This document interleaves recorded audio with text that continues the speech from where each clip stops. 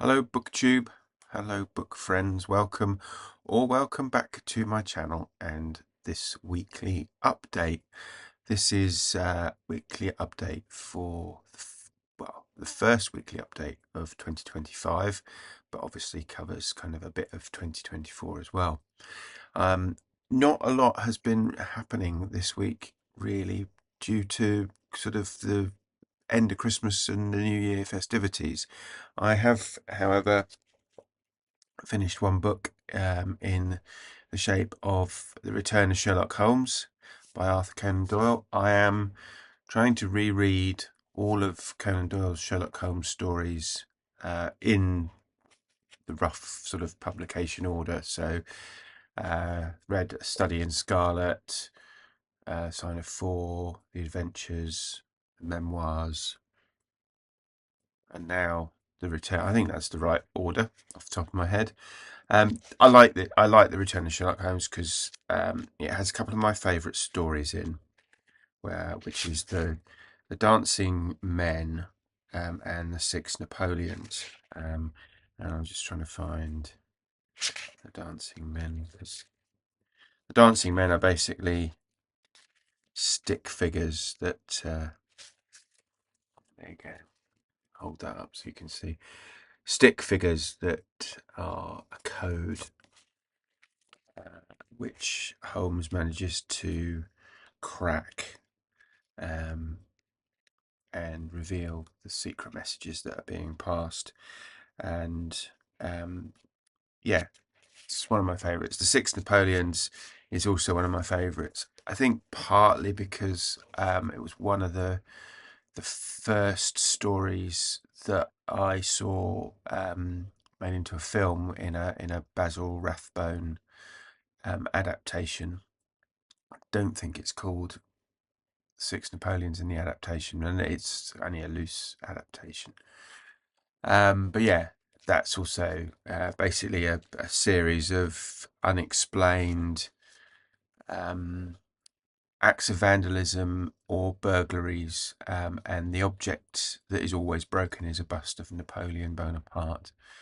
And what why is it this particular bust has been targeted? And while Inspector Lestrade is off investigating the burglaries and a murder that takes place, he's sort of overlooking the vandalism of the bust of Napoleon, which is really the key to the whole series of crimes. So yeah, finished that.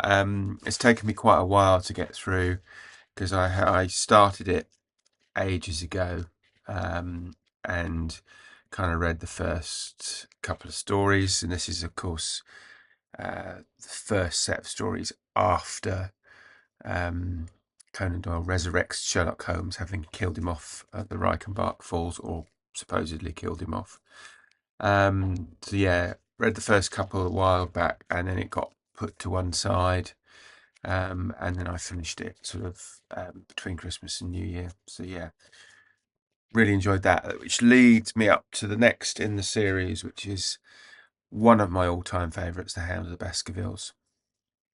And I'm not sure whether I will start this straight away or wait for Holmes is Where the Heart Is in February, which is the month-long reading event hosted by, oh, I've forgotten his name, Jim, I think.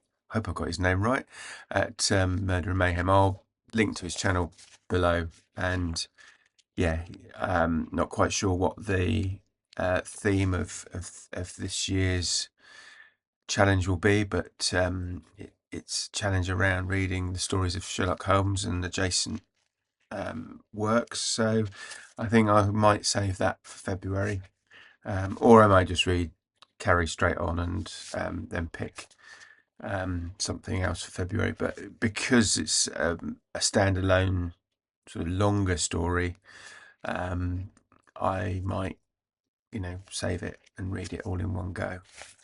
I've also been reading, and I will have finished by the time, probably by the time this video goes up, or if not, shortly thereafter, um, the Gerald Durrell biography, autobiography, Myself and Other Animals, that I bought with my Christmas book tokens. I must say I've thoroughly enjoyed this, even though some of it I know I've read in some of his other collections of stories. So there's bits in here from My Family and Other Animals, and other of his adventures around the globe, collecting and conserving animals. But even so yeah, there's only a couple of things when I think, oh, I remember reading that. And they're quite open and upfront about it. It's not like it is clearly marked up as, this is previously published and unpublished work. So yeah, really, really enjoying this. And as I say, we'll finish it fairly quickly. I've only got like about 20 or so pages left. So yeah, that's really enjoyed that. So I'm almost ashamed to be finishing it, and I'll probably go and need to read some more Gerald Durrell and have some more memories. And I've also been reading on my Kindle a bit of fiction. This is a new to me author, and again, I'm not very far into the book, so it's a bit difficult for me to say much more about it, other than the name of the author and the title, which is Sam Eastland, Eye of the Red Tsar. And it is a mystery stroke crime novel set between the Russian Revolution and Second World War. So it's the nice sort of 1930s, and it's about a former investigator who has been sent to the Gulag because of his association with the former Tsar, I think, and is then um, pulled out of the Gulag to investigate the mystery of the exiled Tsar, who has now apparently disappeared, and sort of where's he gone, and what's going on, because it is basically interfering with Stalin's plan for what was going to happen to the Tsar and the show trial, and punishment and so on. I'm about 50 pages in, so I really don't quite know what's going on and how it's going to play out.